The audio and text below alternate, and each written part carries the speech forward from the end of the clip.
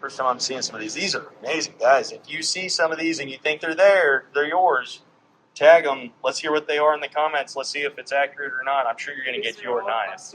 Yeah. Yep. All these customs. The audio can be a little bit difficult at times to hear, but mind you this is a working business. I came in town.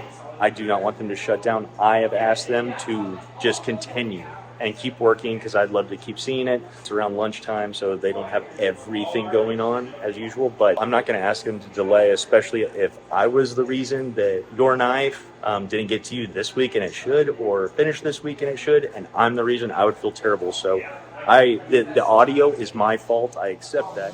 So it's going to sit up there on the drying racks with fan and dehumidifiers that are up there and heat storage. So that is like slow drying it. And then you take a batch into the oven back there. And check the moisture content of the wood and antler, mammoth, coral, and make sure the moisture content is less than 5%. So some things could take like 1 week, and some things could take 2 months. Yeah. Depends how green the wood is, or the antlers laying out in the ring. You know, like it just varies. So we just keep this in the oven. We put it in a thin epoxy resin called cactus juice, and it goes under vacuum, sucking all the air out. So then you'll be able to, can see the air. So the air is coming out, and the air pockets are getting replaced with thin epoxy resin. So that's stabilizing. Wood is the rot lines. So this is like spalted maple. This is officially where the wood is rotting that's causing these black lines. And if you don't stabilize it with the cactus juice, it's just going to keep rotting and crumbling. But now you can like freeze it in this stage. You can even add dye to the resin, and the dye will come to certain areas of the spalt lines, and you can't predict that. But that's how you dye. So the black line is where it's rotting. Rotting, yep. That's what spalted essentially is. And then, so the more black, the more rot that it has? Yep. And then we stabilize it. So, I mean, it's really beauty from death. No, really. Exactly. I didn't know that. And then when you put color in the resin, you get color to certain points of the wood. Yeah. And some not. And it's the same thing with mammoth. Or coral as well. So you're going to get color like in the voids. And y'all do all your own stabilizing for the most part. They'll do your own stabilization, your own dyeing, whether it's mammoth or spalted or this or that, unless like coral. It's someone's, coral. But y'all do all this in-house. We do as much as possible. As much as you can. Yep. And then any that we don't, we have other family-owned businesses in the U.S. that does it in bulk.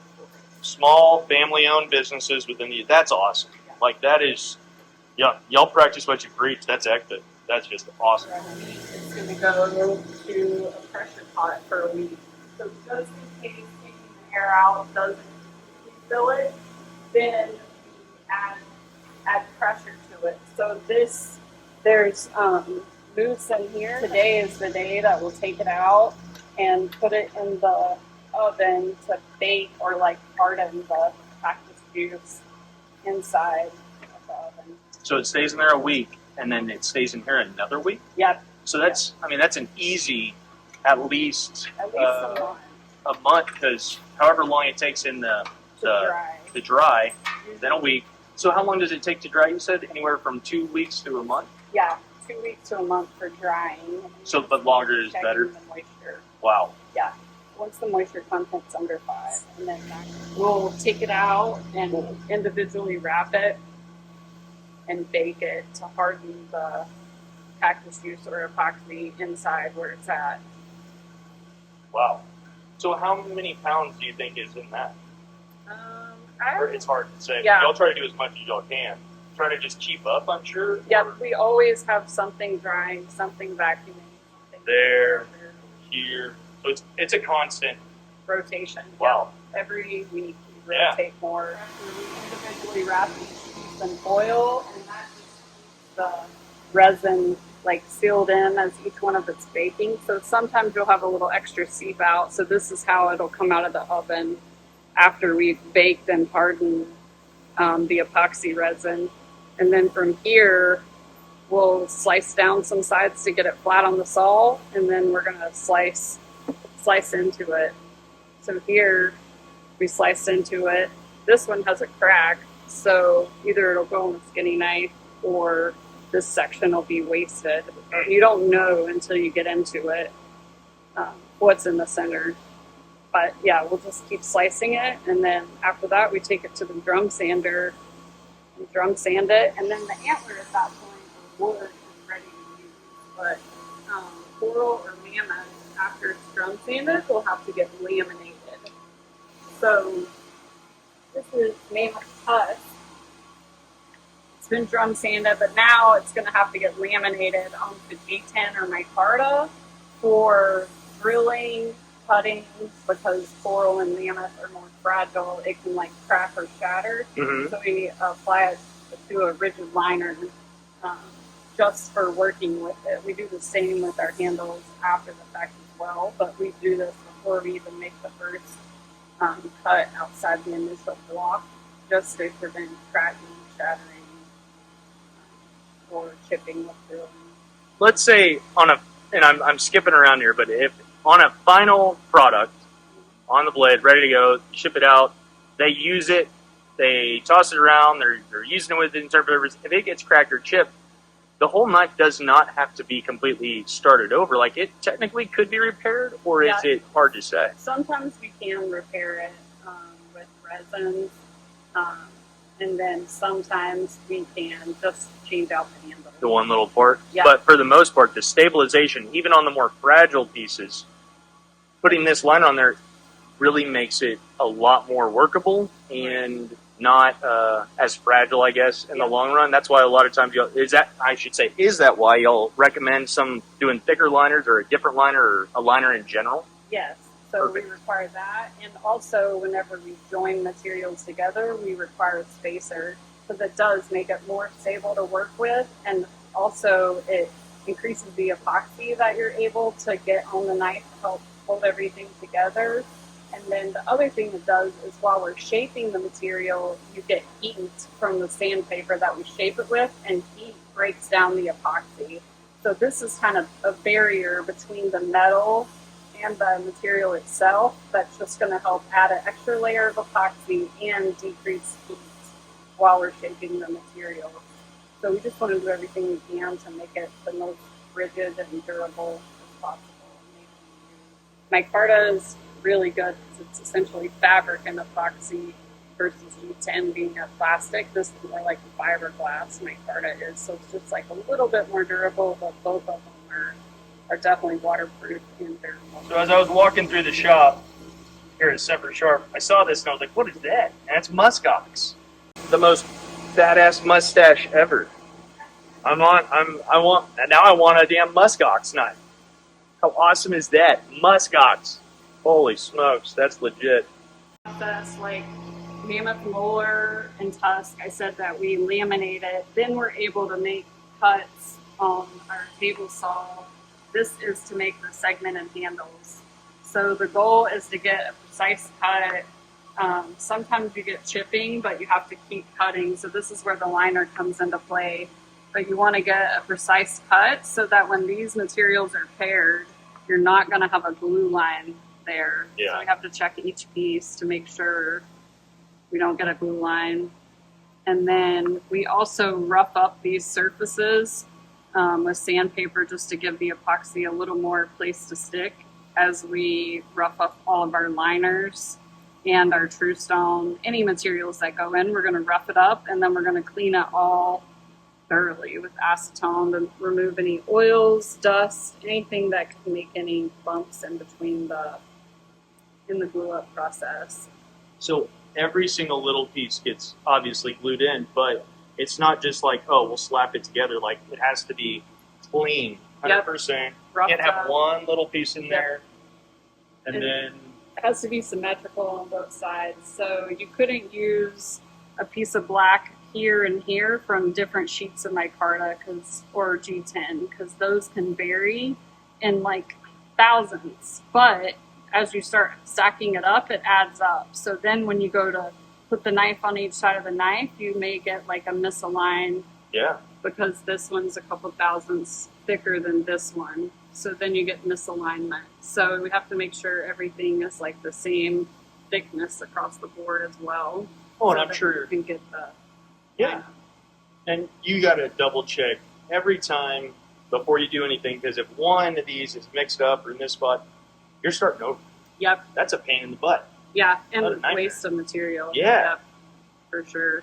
So it's for everybody that thinks this is super easy. I think, for me, this is a true artwork. This is true a gift and a talent, because obviously there's a lot more that goes into these than what I was aware of. And I'm sure you. It's a lot of time. Oh, for sure. For sure. Sweet. then- So they get glued, and then do you clamp? How do you clamp these when they're like that? So- Just with these still? Yep, but we coat each piece with epoxy, wearing gloves, and then we're going to clamp it here. But we also want to try not to get any glue lines in between the materials. Yeah. So we'll also add a clamp on the end of these to help get it clamped pressure. So then both sides are equal, and there's not like, say, a bigger gap between these two than these two, so that it's symmetrical across the spine of the knife. And whenever you do that with epoxy, it's slippery, so these pieces want to slide up.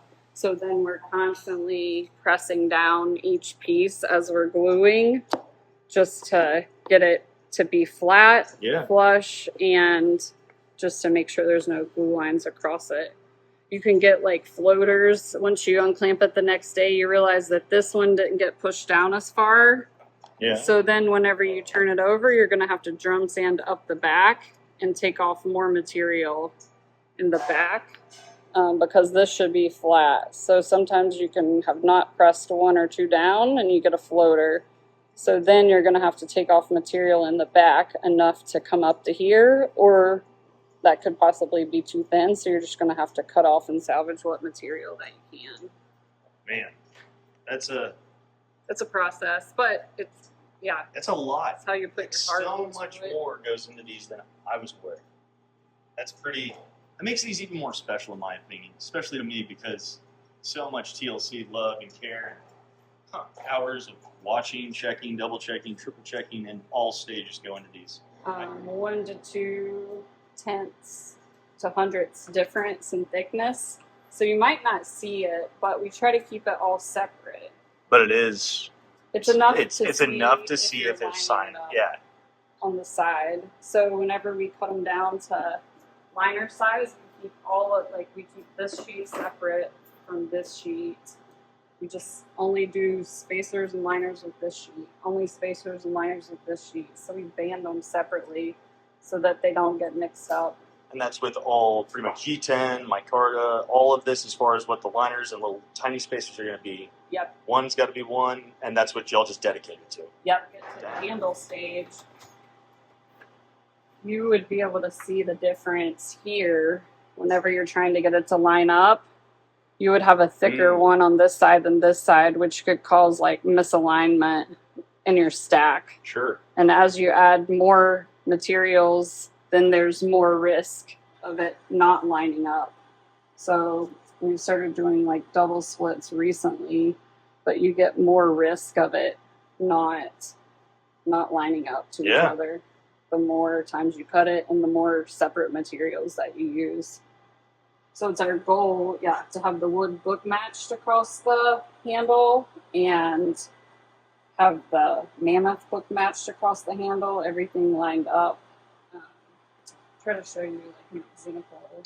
It's kind of This crazy is an because example of book match. We try to keep it the same so that these lines line up on each side of the knife. so That's our goal too, is to keep all of the wood and mammoth. Of course, all of these lines straight, but we try to have the materials like be book matched on each side of the blade. completely perfect. So you'll have a knife in there. That's gonna sweet. So are these customs that have been ordered and y'all started that? You're waiting on No, blade work, or are I these try just to like keep some made up for the drop, or it could be a custom order where somebody changed their mind and wanted to switch up handle materials, which our new process will prevent that. But these are like for weekly drops, so we're constantly working on custom orders in the background. So we try to keep handles made up heck yeah for the this weekly is drops. cool. Guys, enjoy, because if you're seeing this, it's pretty special, because I'm blown away with some of this stuff. My word. It also helps us have a snapshot and keep variety coming. So as we're making more materials for the drop, we're going to avoid turquoise. Yeah. Then it's like variety and not repetition. New stuff always. I think that's what a lot of customers, fans, everything. A lot of us love about Joe. Wow, this is awesome. It comes off of the blue table. So it looks like this. We try to use a non-stick surface on our tables so it's easy to pop the handles off. And then our next job will be to cut it down and make it flush, ready for a knife.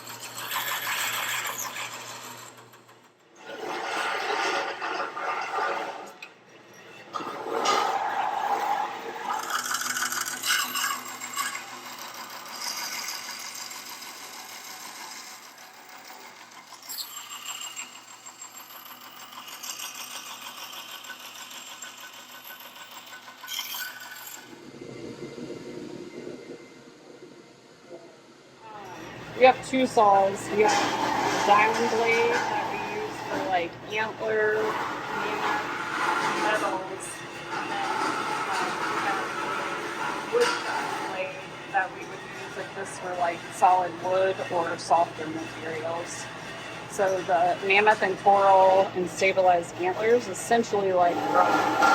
So we were going through about a blade a week. So now we were able to find a diamond. The next step's drum sanding. So the goal is to take the rough surfaces to make it flat and smooth so that it's ready to go on the knife. The goal of the flatness is so you don't have any seams between the knife, the liner, and the handle.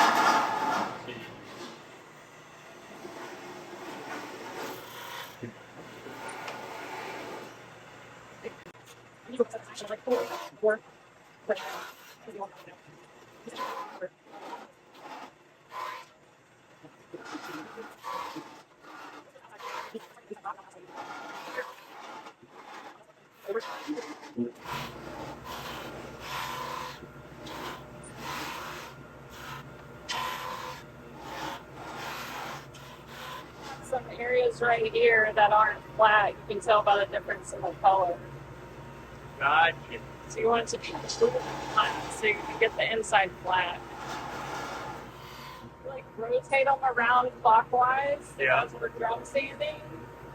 If you just went in the center, you would get a divot. This is a round front. And then some material like the antler is going to be softer than the ironwood. Yeah. Or koa is a lot softer than carbon fiber.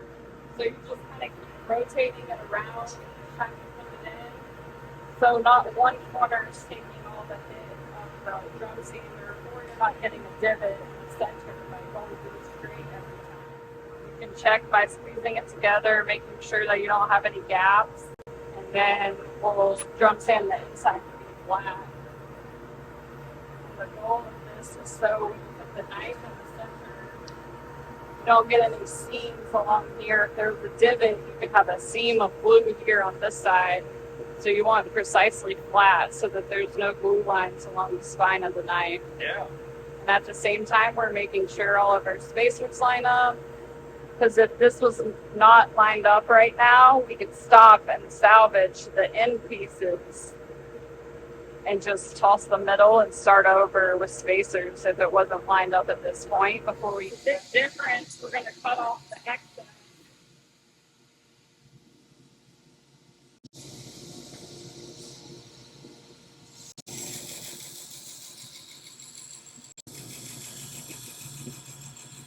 grinder and making it to where the person drilling the holes got like the best visual. And if the knife's on this side, they're not gonna think that they're okay and have a smaller side on the back and be hanging off with the knife. So we're just gonna square it up as much as possible, make like the most precise drill.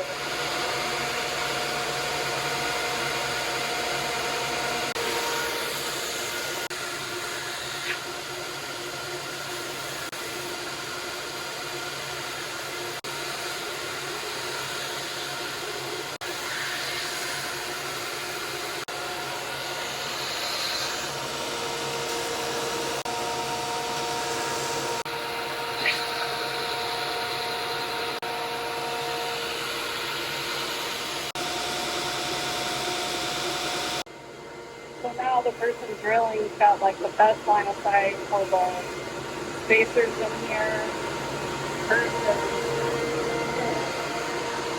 eyeball. Yeah.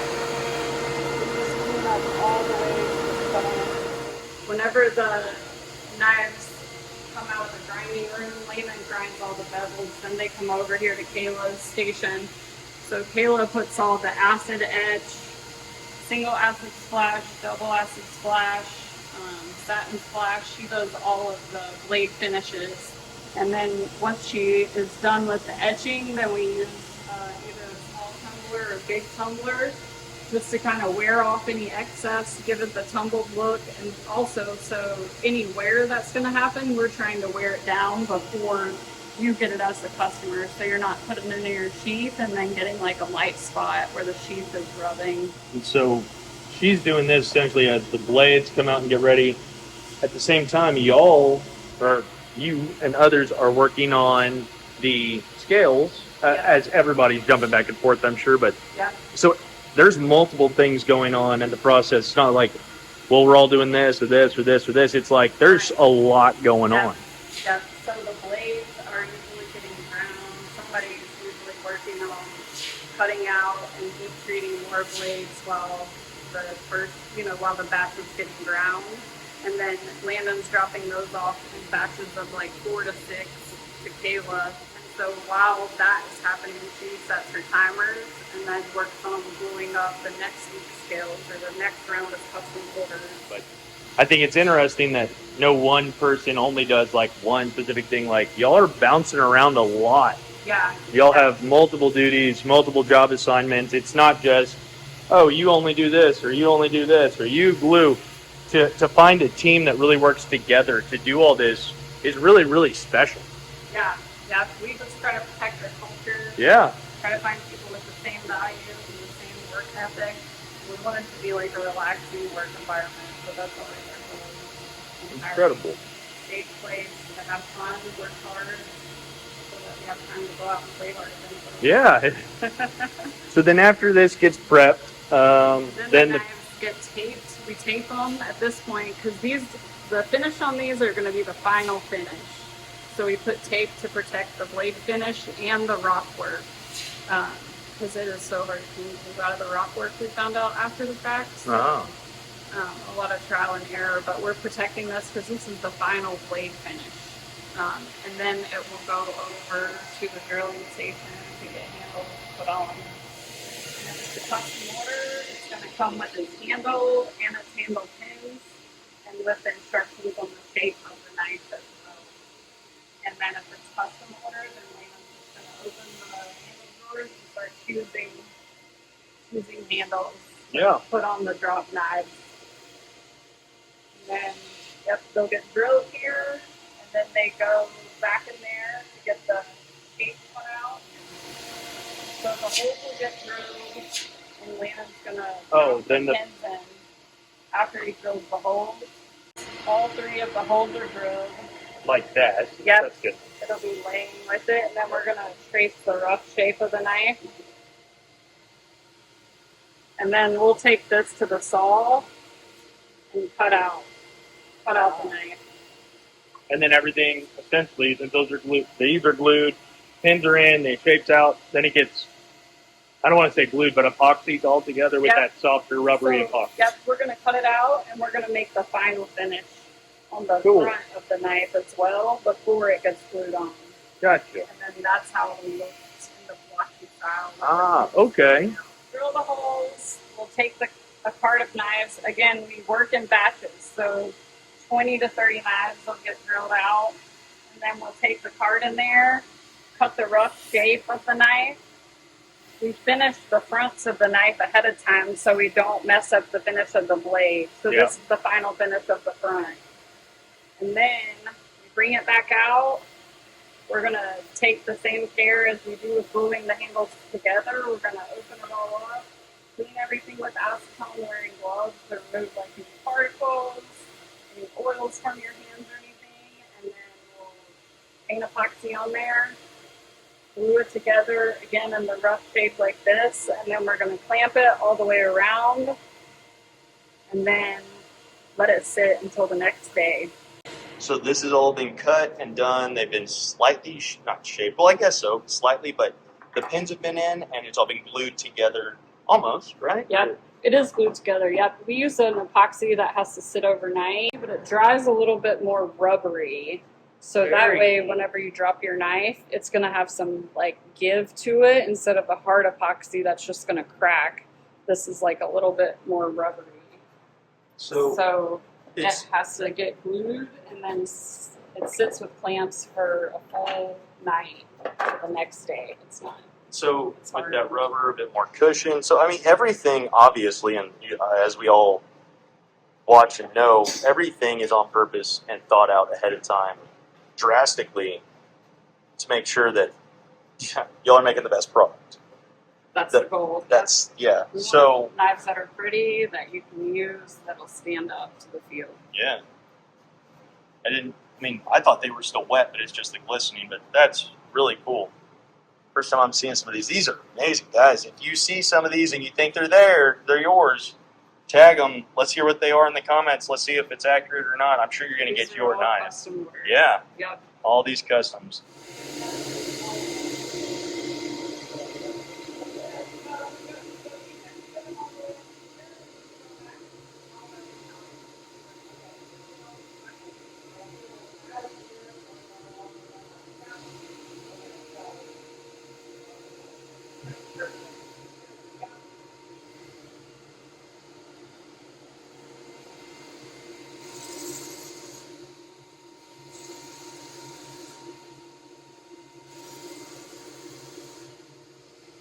And then they get cut off and then shaped like he's doing almost right now.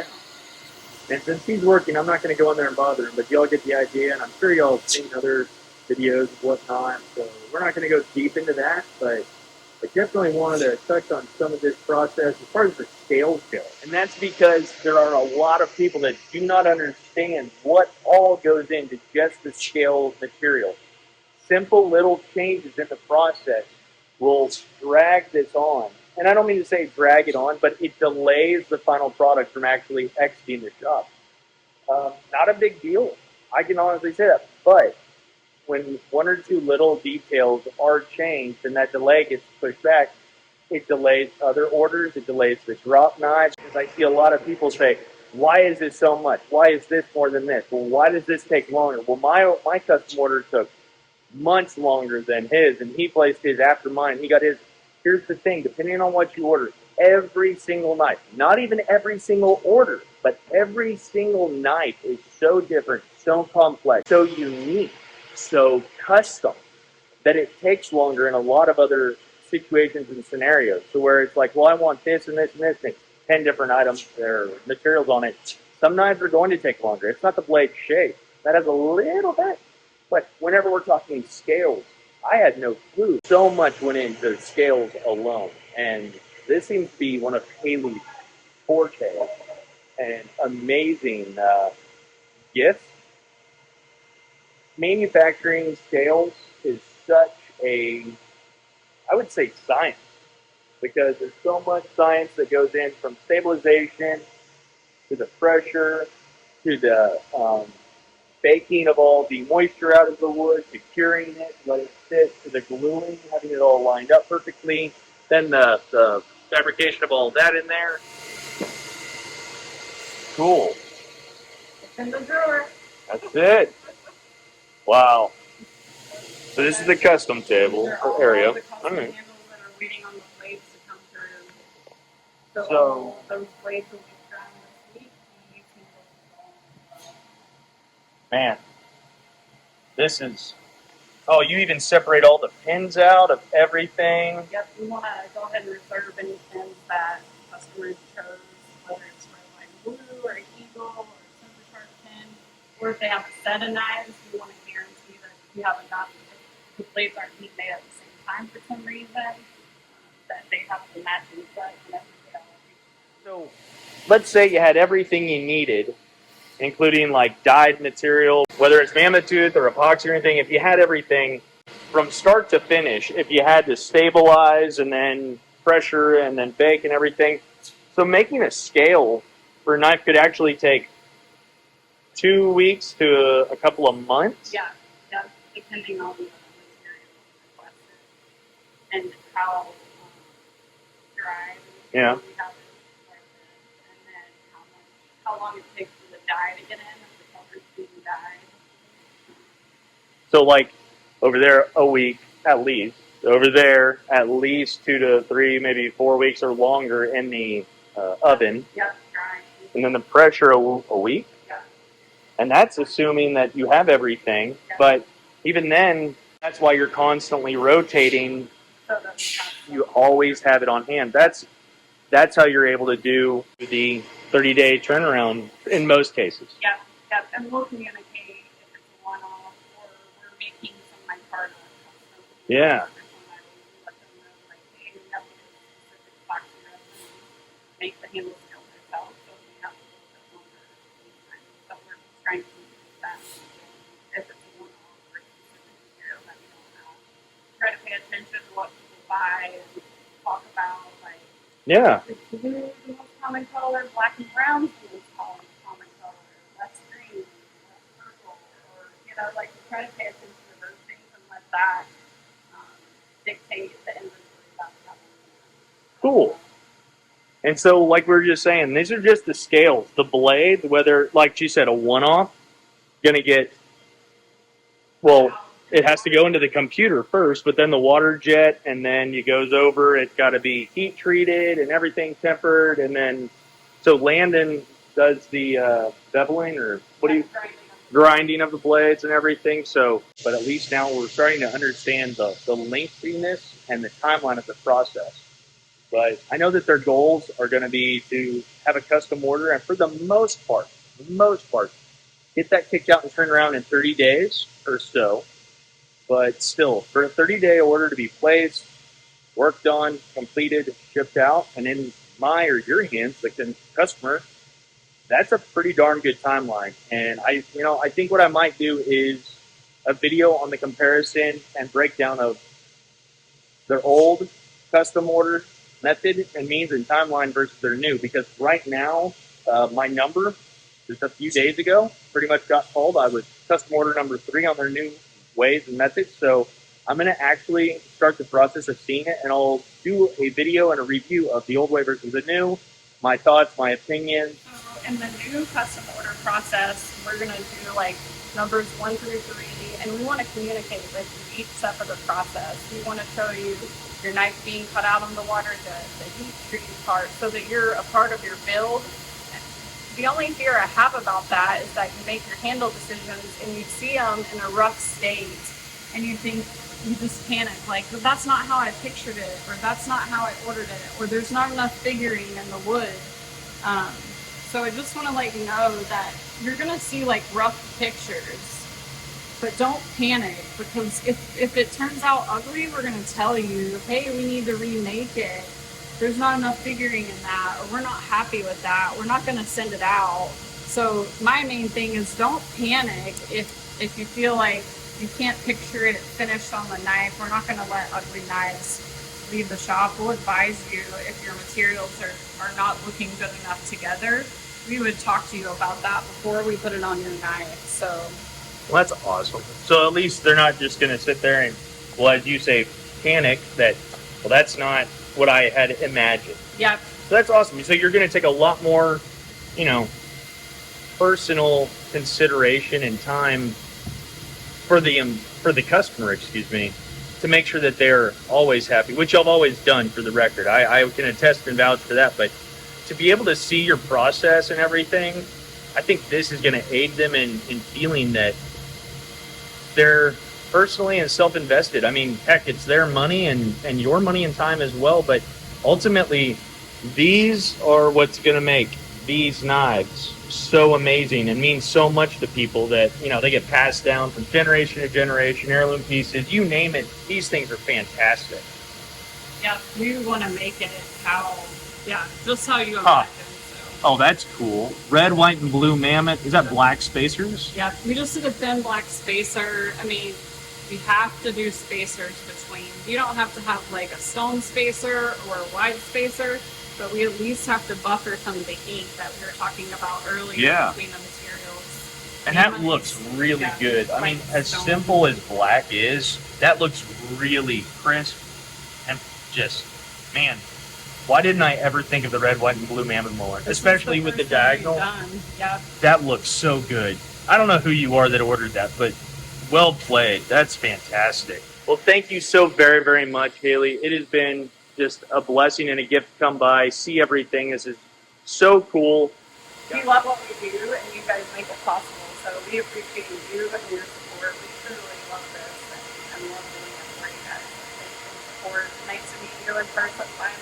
And Yeah. glad that you came. Everything here is if they can do it in-house, they do it. From dyeing, stabilization, pressuring, baking out all the moisture, cutting, sculpting, everything.